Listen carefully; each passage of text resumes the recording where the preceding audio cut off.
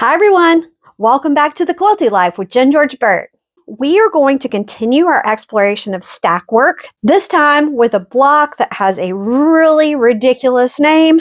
It's called Turkey Giblets. Now don't ask me why this thing is called Turkey Giblets because I have no idea, but it is a really cool looking block and it looks particularly cool when you put it together with other blocks that look just like it. It ends up forming a pattern that bleeds over from one block to the other in a way that makes it hard to see where the blocks are. And I always like those kind of blocks.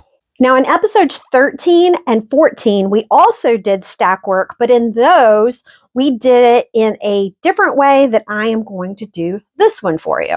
If you take a look at this block, you will notice that there are a lot of cuts going on here. You've got ones that go through the center, and then you have all these little individual ones here as well.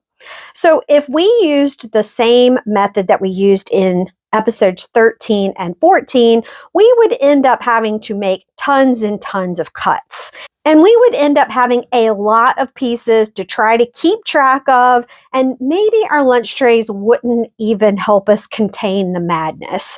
So if we divide up this entire block into 4 pieces like this, 1, 2, 3, 4, we notice that it's this sub block. You take it and you rotate it a quarter of a turn each time, and you end up with the full block. I have the sub block printed here. So as you can see, it goes like that. And then you rotate it a quarter of a turn, and then you rotate it a quarter of a turn, and then you rotate it a quarter of a turn. That means we can just make 4 of these, and then we can get our whole block. So let's get started. Remember when you're doing stack work that you look at it first to determine how many fabrics there are. And in this case, it's obvious there's just 2. There's a dark and there's a light. So I have decided to work with these 2 fabrics. There's a dark blue and a light blue. And since we want to end up with 4 total blocks that look like this, we need to pull out 2 squares of the light fabric and 2 squares of the dark fabric. We'll then pair them up, 1 light and 1 dark, and then each of these stacks will give us 2 total blocks that look like that. So one thing to note is I could pile all of these up into a stack of 4 and cut them all at the same time, but I'm going to cut them one at a time because that will give me a little extra wonkiness, and it will also prevent me from having to cut through so many layers of fabric, which can sometimes get a little tricky. So we're just going to cut this one like this. Now, before we start cutting, remember that the point of stack work is to pile up your fabric into a stack and then cut it on all the seam lines. You'll then be able to mix up your pieces and have two color blocks that are mirror images of each other. So in this case, I am going to use a ruler. You could do this free-handed if you want to. There's no rules against that. So remember when you're doing stack work that you always need to look for a cut that goes from one side of the block to the other. And in this case, this is the only cut that we have that goes from one side to the other. So we are going to make this cut first.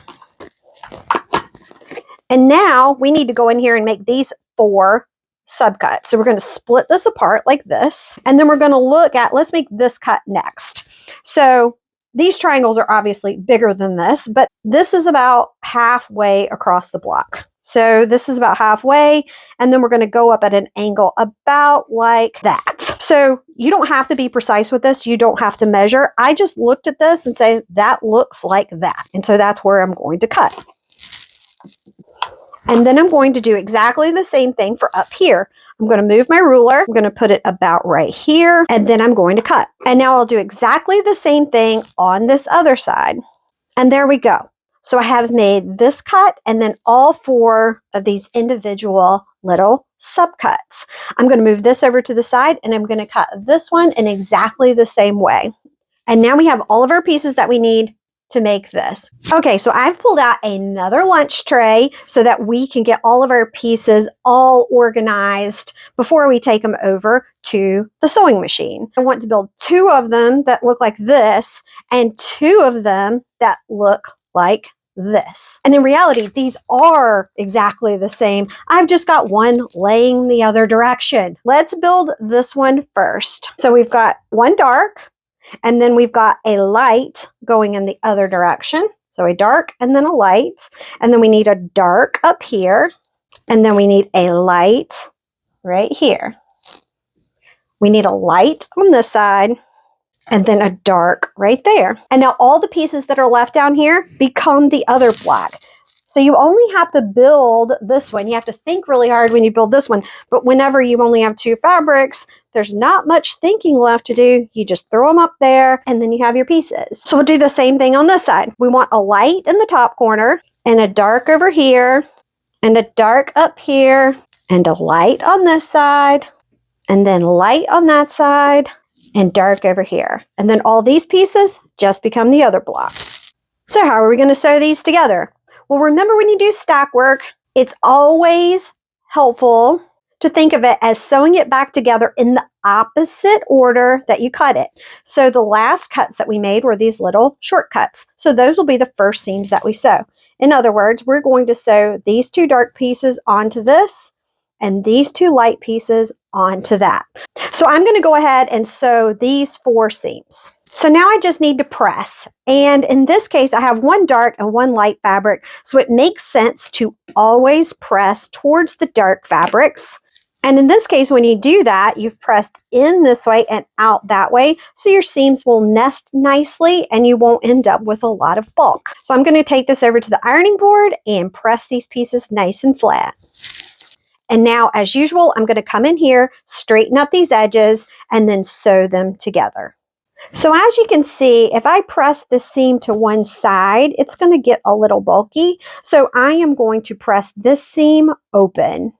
And now I'm going to do exactly the same thing with all of these. And there we go. We have our 4 blocks.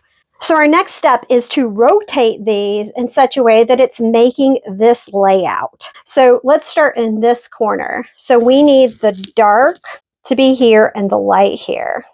The other thing that we can look at is just think this light needs to be in the top corner because that makes it easier.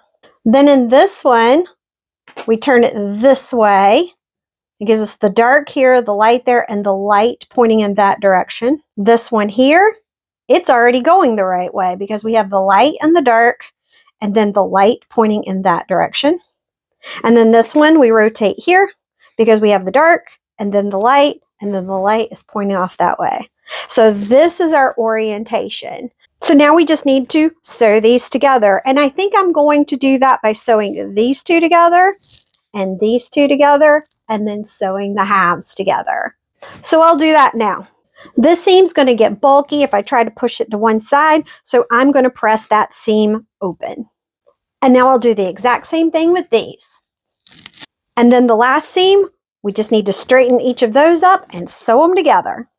And as with most of the other seams in this block, we're going to press this one open. So as usual, after I have pressed the whole block, which is hiding under here, I then set my big tailor's clapper on top of it to make sure that it's nice and flat. So you ready for the big reveal? Here it is. Isn't she pretty? And the great thing is that the seams are nice and flat on the back. We don't have a ton of bulk. There is going to be bulk here in the middle because frankly, there's just a lot of points coming together, but we have done our very best to attempt to not have it any more bulky than absolutely necessary. We would, of course, now come in and trim off the sides. If we needed this to be a very particular size, we could obviously do that, or we could just come in and freehand this and get it straight-ish. So depending on what you are going to do with this block afterwards, you can make the appropriate decision for your project.